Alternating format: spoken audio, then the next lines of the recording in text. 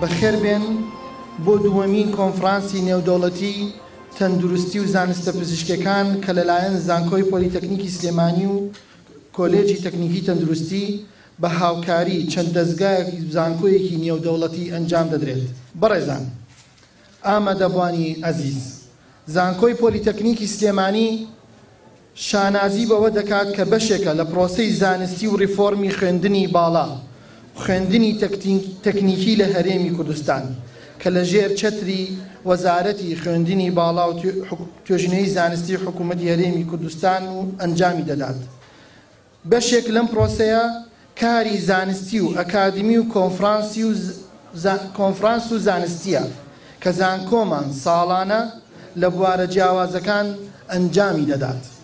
ئەمڕۆ لە بواری تەندروستی و پزیشکی لە ئایندەیەکی نزیکدا لە بواری ئابووری و پلانی استراتیژی لەگەڵ زانکۆی کوردستانی سنە جمهوری ئیسلامی ئێران و بواری تەلارسازی خۆماڵی لەگەڵ زانکۆی سلێمانی کە لە چەند مانگی داهاتوو ئەنجام دەدرێت.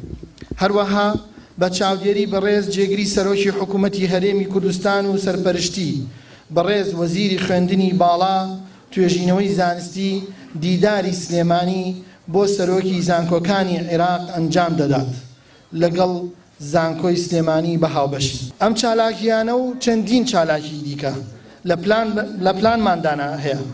ئەمڕۆژ ئەم کۆنفرانسە لەگەڵ کۆمەڵێک لە توێژەر و مامۆستا بە توێژینەوەکانیان کار دەکەن بۆ ئایندەیەکی باشتر لە بواری تەندروستی و پزیشکی لە هەرێمی کوردستان.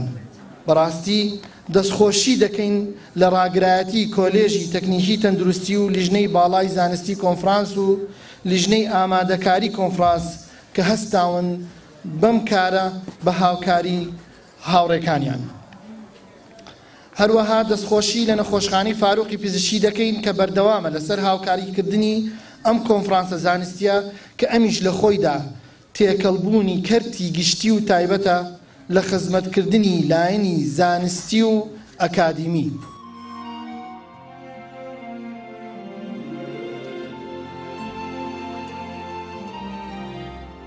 بەڕاستی ئەم کۆنفرانسە یەکێکە لەو کۆنفرانسە پێشکەوتوانەی کە لە زانکۆ جیهانیەکانیشە هەر بەم شێوەیە کرێت.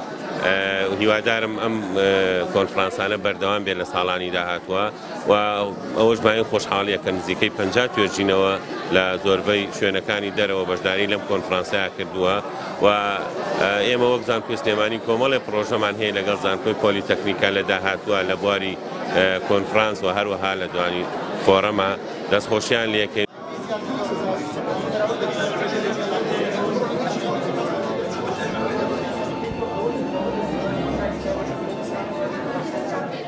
بەحسی کە کردومانە سێرفێکمان کردووە لە نێونەتەڵ جۆندس ئەمۆن گنی بۆڕن ئاتشار هۆسپیتاڵ.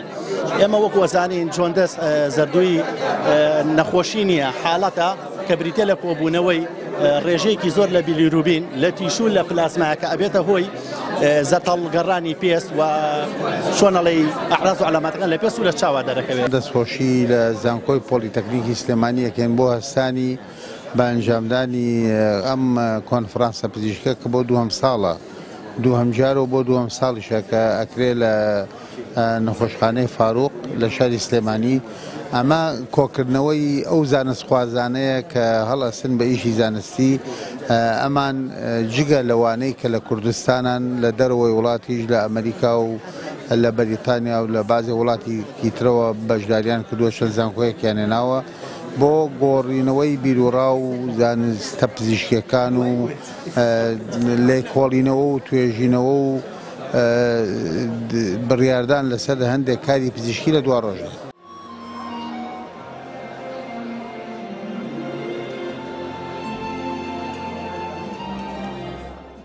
پرسیارچەکمان ئامادە کردووە لەسەر دیاریکردنی پرۆتۆزوایان پاراسایت لە ناو سەوزەیە. ئێمە هاتوین 200 جۆری سەوزە 200 دەستکە سەوزامان وەرگرتووە لە 4 شوێنی جیاواز لە سلێمانی و دەربەنیخان و چەمچەماڵ و هەروەها لە هەڵەبجە. لەم سەوزانە ئێمە هاتوین بۆ پرۆتۆزوا گەڕاین بزانین لە چ جۆرە سەوزەیەکە لە یان لە چ شوێنێکە پرۆتۆزوا زۆرە و یاخود هاتوین بزین ئایا ئەم سەوزانە پرۆتۆزوای نەخۆشخەریان تیایان هەر پرۆتۆزای ئەحتیاطیان تیاوە نابنەوەی نەخۆشی ئێمە توانیمانە لەم 200 جۆر نەخۆشیە چەند جۆرێکی پرۆتۆزوا دیاری بکەین وەکو ئینتاین باکۆلای و جیاردیا و هەندە تۆکزۆپلازما و چەند جۆرێکی تریش کە هەنێکیان ئەبنەوەی نەخۆشی هەنێکیشیان نابنە نەخۆشی. ئامانج لە هەر کۆنفرانسێکی زانستی ئاڵوگۆڕکردنی بیرروڕای زانستیە و یەکترناسینە لە بینی توێژەرەکاندا کە بەڕاستی لەم کۆنفرانسەی پار و ئەم ساڵیشماندا توانیومانەکە چەند توێژەرێکی نێودەوڵەتی بانگێش بکەین بە پشتیوانی سەرۆکاتی زانکۆی خۆمان هاتوون لێرە بیرروڕای زانستیان ئاڵوگۆڕ کردەوە توێژینەوەی باغداریان پێشکەش کردو لەم کۆنفرانسەدا بایەخێکی زۆریان هەبوو ئەم توێژینەوانە بۆ ڕەوشی تەندروستی لە هەرێمی کوردستاندا بە تایبەتی لە شاری سلێمانیشدا.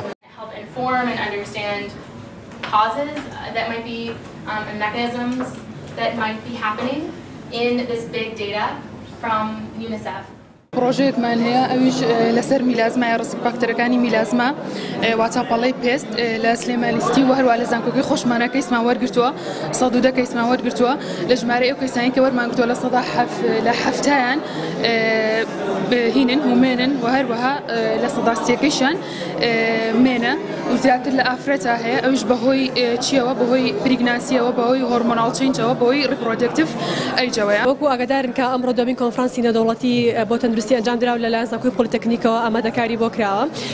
ئەنجامدانی لەم جۆرە کۆنفرانسانە زۆر گرنگە بە تایبەتی بۆ توێژی خوێندکاران کە ئێمە تیا بەشدارین لەبەر ئەوەی وەکو هەندێک وایە بۆ ئەوەی کە بتوانین زیاتر بە دوای زانست تا بڕۆین و هەوڵ بین کە ئێمە بەژوەکو هەموو وڵاتانێت هیچ توانامان کەمتر نێداهێنان بکەین. من وەکو خۆم لەگەڵ کۆمەڵی خوێندکاری هاوڕێمە بەم توێژینەوەی بەشداریمان کردو کە کارمان کردو لەسەر دۆزینەوەی هۆکارەکانی نەخۆشی شەرپەنجە لە مناڵان و کەسانی پێگەیشتووە و کۆمەڵێک هۆکارمان داناوە بۆی کە مقارنە بکەین واتە بەراورد بکەین لە نێوان ئەو کەسانی کە ئەم نەخۆشییان هەیە و نیانە.